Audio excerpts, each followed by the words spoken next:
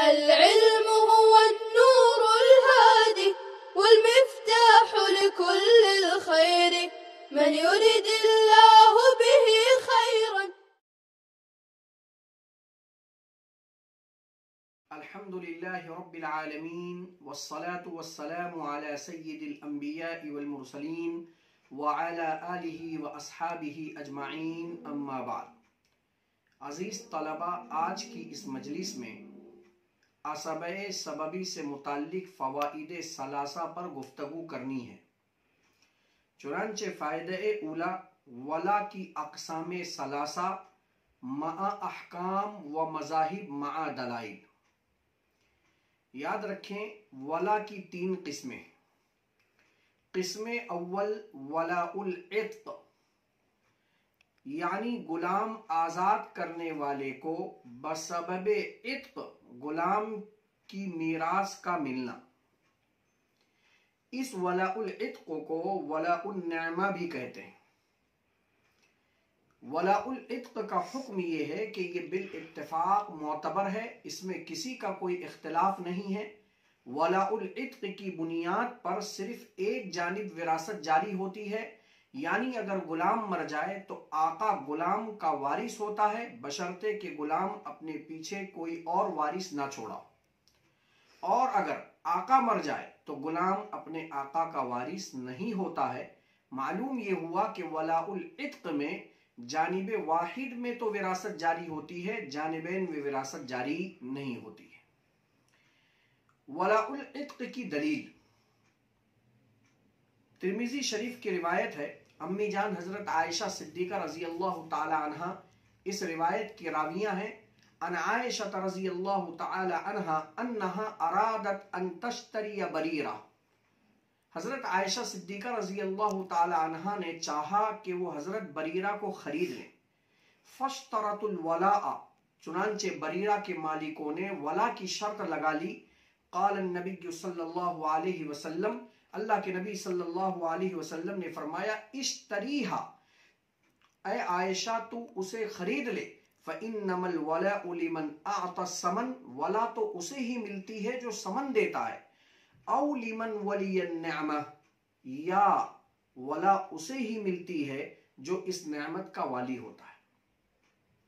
حضرت عروہ بیان فرماتے ہیں کہ ان سے حضرت عائشہ صدیقہ رضی اللہ تعالی عنہا نے بیان فرمایا کہ بریرہ اپنے کتابت کے سلسلے میں حضرت عائشہ سے مدد چاہنے کے لیے آئیں.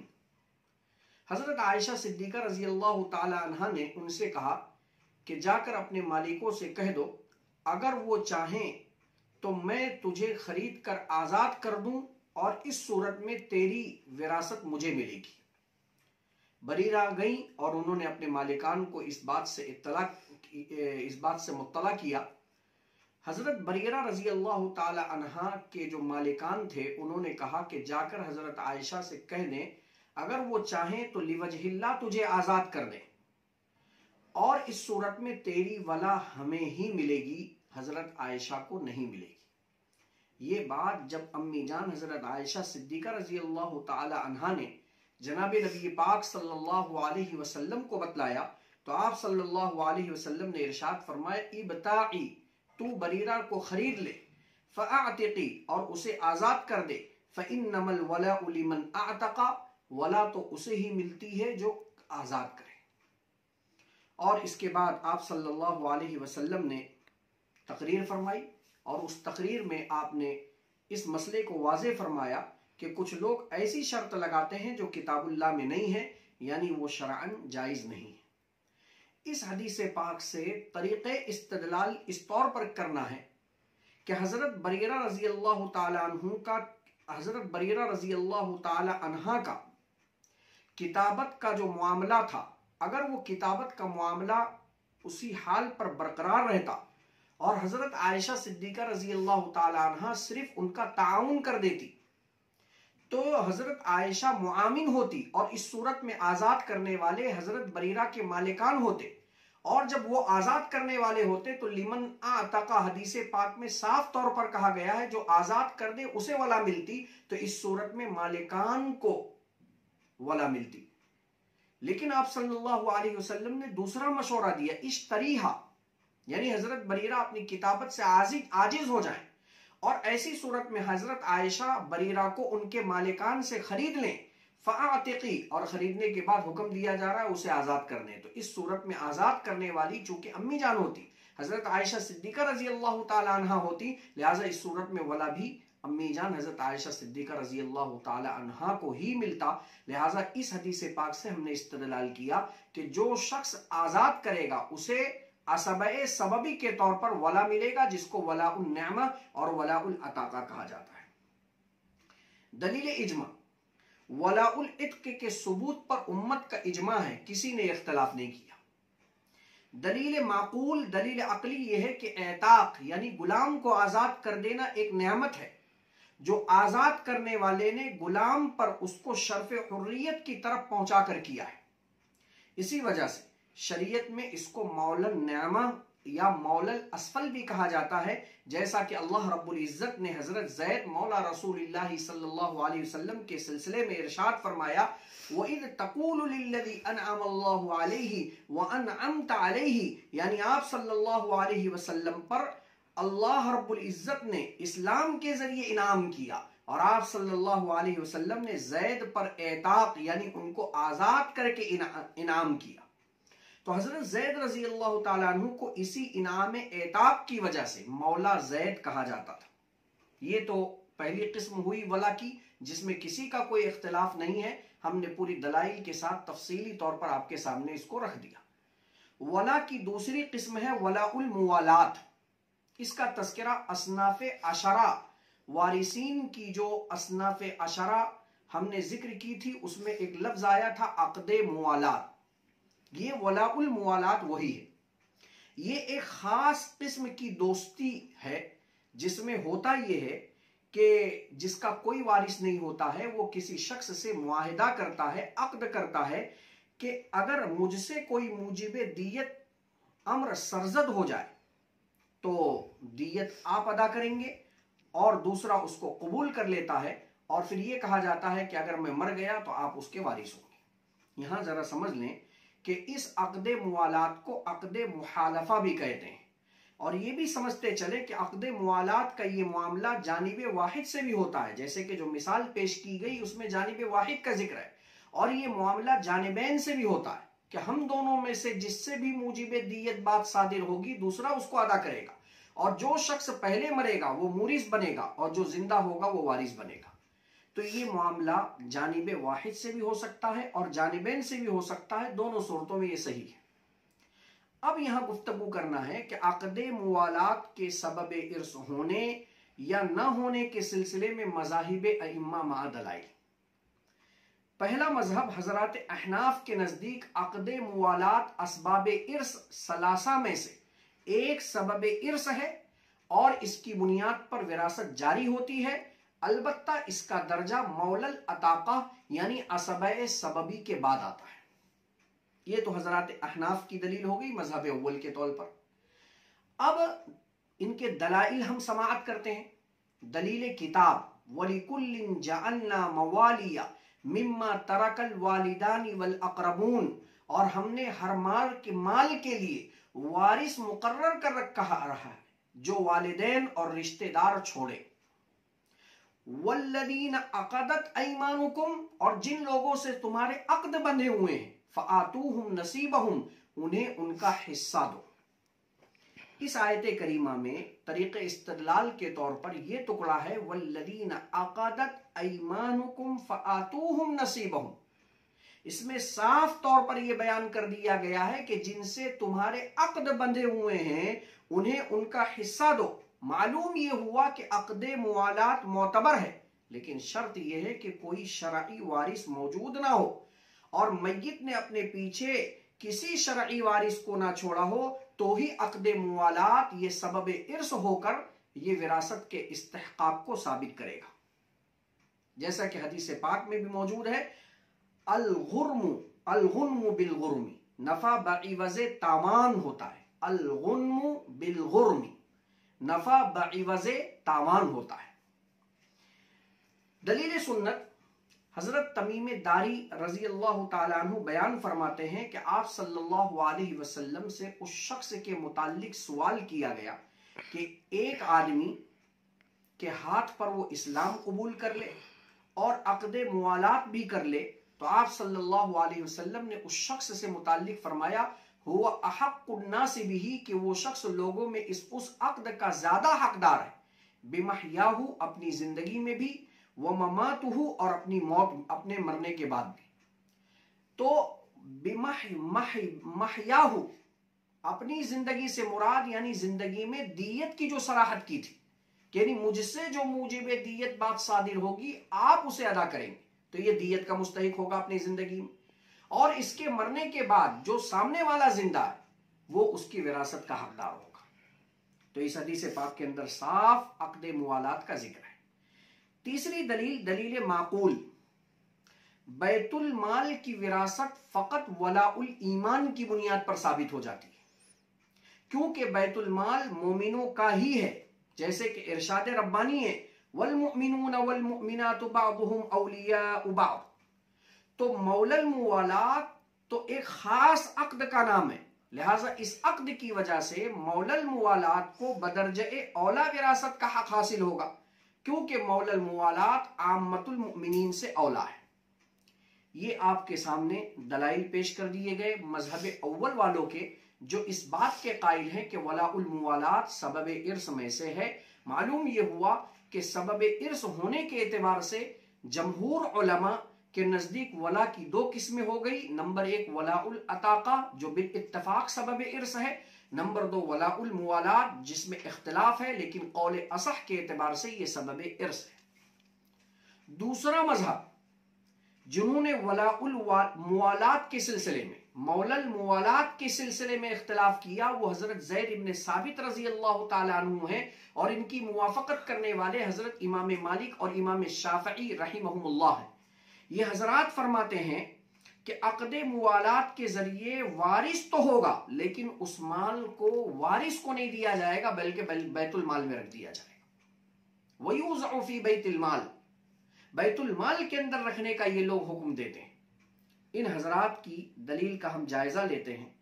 ان حضرات نے ابو داؤد شریف کی روایت سے استدلال کیا۔ روایت کے الفاظ ہیں ان عبداللہ ابن عباس رضی اللہ تعالی عنہما، حضرت عبداللہ ابن عباس رضی اللہ تعالی عنہ فرماتے ہیں،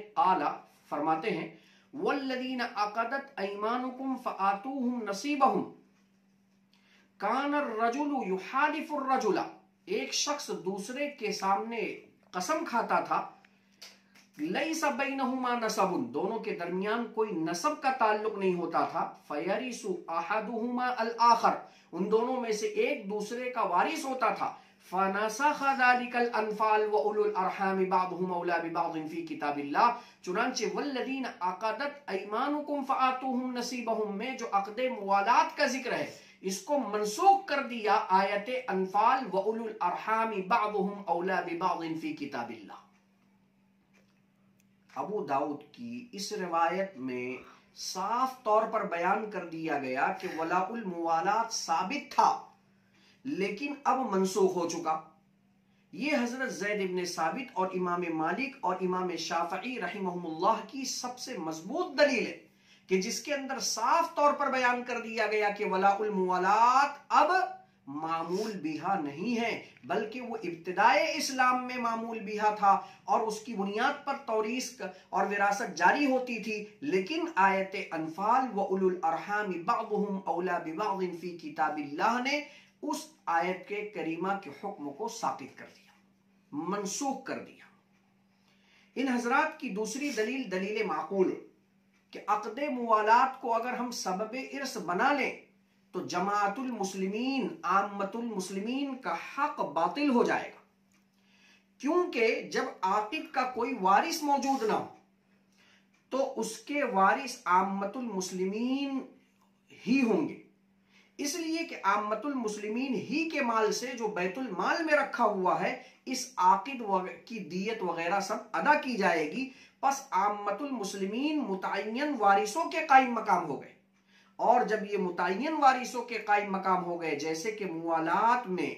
عقد کی بنیاد پر وارث متعین ہو جاتا ہے تو عامۃ المسلمین کی تعین سے عقد موالات یہ باطل ہو جائے گا، کیونکہ اگر ہم عقد موالات کو سبب ارث مانے تو جو عامۃ المسلمین بیت المال میں رکھے ہوئے مال کے ذریعے اس عاقد کا دیت ادا کر رہے ہیں ان کے اندر یہ تعین کا معنی پایا جائے گا، اور یہ تعین کے پائے جانے کے بعد بھی بطلان ثابت ہوگا جو درست نہیں ہے۔ حضرات حنفیہ اور جمہور فقہا کی طرف سے ان کے دونوں دلائل کا جواب ہم سنتے ہیں۔ علامہ سہارنپوری رحمت اللہ علیہ نے بذل المجہود میں ابو داؤد شریف کی اس روایت کو، جس کو حضرت عبداللہ ابن عباس رضی اللہ تعالی عنہ نے نقل کیا، جو مد مقابل نے پیش کیا کہ والذین عقدت ایمانکم فآتوہم نصیبہم کے اندر جو مولا الموالات کا حکم بیان کیا گیا ہے اس کو آیت انفال نے منسوخ کر دیا۔ اس روایت کا بڑا زبردست جواب دیا ہے کہ یہ دونوں آیتیں معمول بہا ہیں، اب بھی دونوں میں سے نہ کوئی ناسخ ہے اور نہ کوئی منسوخ ہے۔ دراصل والذین عقدت ایمانکم فآتوہم نصیبہم یہ آیت کریمہ جب اتری تو اس آیت کریمہ کی روشنی میں حضرات صحابہ کرام رضوان اللہ تعالی علیہم اجمعین کے مابین یہ تعامل ہو گیا کہ وارثوں کی موجودگی میں بھی وہ مولا الموالات کو وارث بناتے تھے۔ آیت انفال جب اتری وَأُولُو الْأَرْحَامِ بَعْضُهُمْ أَوْلَى بِبَعْضٍ فِي كِتَابِ اللَّهِ تو اس آیت کریمہ نے صرف ایک چیز میں چینجنگ اور تبدیلی کی، اور وہ یہ کہ مولا الموالات اگرچہ سبب ارث ہونے کی وجہ سے مستحق میراث ہے لیکن شرعی وارثوں کے عدم موجودگی میں، لہٰذا شرعی وارث اگر موجود ہوں تو مولا الموالات کو وراثت میں سے کچھ نہیں ملے گا، لیکن اگر شرعی وارث موجود نہ ہو تو یقیناً مولا الموالات مستحق ارث ہوگا۔ یہ مطلب ہے اس روایت کا جو مد مقابل نے پیش کیا، فاحفظ فإن هذا المقام من مزال الاقدام، اس کو آپ بھی اچھی طریقے سے ذہن نشین کر لیں، ورنہ کوئی اس روایت کے ذریعے آپ کے ذہن میں یہ شوشہ ڈال دے گا کہ مولا الموالات سبب ارث ہی نہیں بلکہ وہ منسوخ ہو چکا ہے، جبکہ علامہ خلیل احمد سہارنپوری نور اللہ مرقدہ نے بذل المجہود میں بڑا شاندار جواب دے دیا جو میں نے آپ کے سامنے پیش کر دیا۔ دلیل عقلی کا جواب، عقد موالات کے صحیح ہونے کے لیے جو شخص موجب ہوگا، ایجاب کرنے والا ہوگا، اس کے لیے شروط ستہ کی قید لگائی گئی ہے، 6 اہم شرطوں کی قید لگائی گئی ہے جس کا بیان متصلاً ابھی آئے گا۔ ان 6 شرطوں میں سے ایک شرط یہ ہے کہ بیت المال نے اس عاقد کا خون بہا ادا نہ کیا، اور جب بیت المال نے اس عاقد کا خون بہا ادا نہیں کیا ہے تو اس شرط کے ساتھ اب کوئی تعارض باقی نہیں رہا، اس لیے کہ عامۃ المسلمین کا حق بیت المال سے خون بہا کے ادائیگی کی صورت میں متعین ہوا، اور ہم نے یہاں شرط لگا دی کہ مولا الموالات میں عقد موالات کرتے ہوئے جو شخص ایجاب کرے گا اس عاقد کا خون بہا بیت المال نے ادا نہ کیا ہو، کیونکہ جب بیت المال عاقد کی دیت ہی نہیں ادا کرے گا تو عامۃ المسلمین متعین وارثوں کے قائم مقام نہیں ہوں گے اور اس پر کوئی اشکال نہیں ہوگا۔ اس وجہ سے اس شرط کے ساتھ میں ان کی دلیل عقلی باطل ہو جا رہی ہے اور ہماری ساری دلائل راجع ہو جا رہے ہیں، لہٰذا اب یہاں پر یہ بات متعین ہو گئی، یہ بات صاف ہو گئی، واضح ہو گئی کہ ولا کی 2 قسمیں ہیں، نمبر 1 ولاء العتاقہ، نمبر 2 ولاء الموالات، اور یہ دونوں اپنے اپنی جگہ پر سبب ارث ہیں۔ عزیز طلبہ، آئندہ کل کی مجلس میں انشاءاللہ ہم عقد موالات کی شروط 6 اور قبول کرنے والے کی شرط واحد اور اس پر ایک اہم بات آپ کے سامنے ذکر کر کے ولا کی تیسری قسم ولاء الاسلام کی تفصیل آپ کے سامنے ذکر کریں گے۔ السلام علیکم ورحمۃ اللہ وبرکاتہ۔ السلام عليكم، لا تنسوا الاعجاب بالفيديو والاشتراك في القناة تشجيعا لنا لنستمر بنشر المزيد إن شاء الله.